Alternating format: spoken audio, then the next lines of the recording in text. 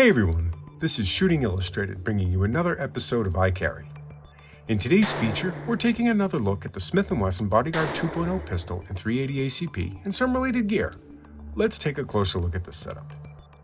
Smith & Wesson's updated Bodyguard 2.0 incorporates a lot of smart, useful upgrades that concealed carry practitioners can appreciate, like the double stack magazine with 10-round capacity, a tritium front sight, and a flat-face trigger. Operation has changed from hammer fired in the original Bodyguard to striker fired in this version, with a bladed safety trigger added to protect against discharge should the pistol be dropped. Size-wise, the Bodyguard 2.0 is about the same size as its predecessor: 2.75-inch barrel, 5.5-inch overall length, 4-inch height, and 0.9-inch width.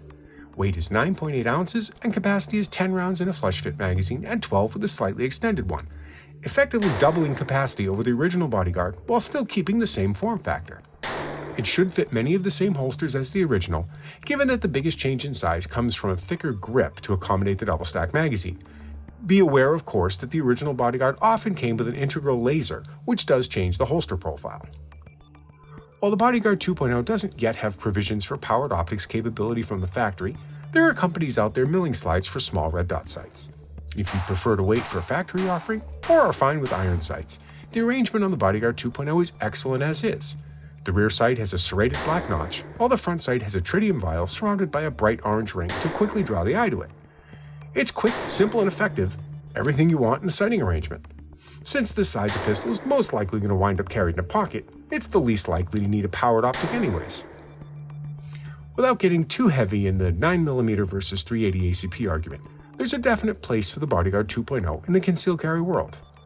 When it comes to deep concealment or backup gun use, the small 380 ACP semi-auto has been a mainstay for decades, and it's now more capacious than ever and easier to shoot, thanks to the better ergonomics, texturing, and engineering that go into the Bodyguard 2.0. While the Bodyguard 2.0 is certainly an excellent candidate for pocket carry, it's also super easy to carry inside the waistband. The same lightweight that allows the Bodyguard 2.0 to ride in a pocket without undue hindrance means it's basically going to disappear on a belt. It's small enough that the 12-round extended magazine can be employed and still be easy to conceal. For that reason, we've opted for the excellent PHLster skeleton holster in today's kit.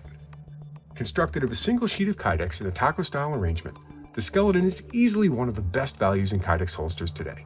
It is the very essence of simplicity, with a single polymer clip that allows the rig to be added to or taken off the belt quickly, while retention can be fine-tuned using the twin clip attachment screws. A wing attached with the belt clip helps tuck the skeleton into the body to reduce printing, and the holster is compatible with PHLster's deep concealment Enigma system as well. Rounding out today's small but useful kit is the Pilar III pocket knife from CRKT. This frame-lock, thumb-hole opening knife has a 3-inch long, 12C27 steel blade, G10 in stainless steel scales, and a black oxide finish. A steel pocket clip and a lanyard loop are available to secure the Pilar III, which weighs a scant 3.5 ounces.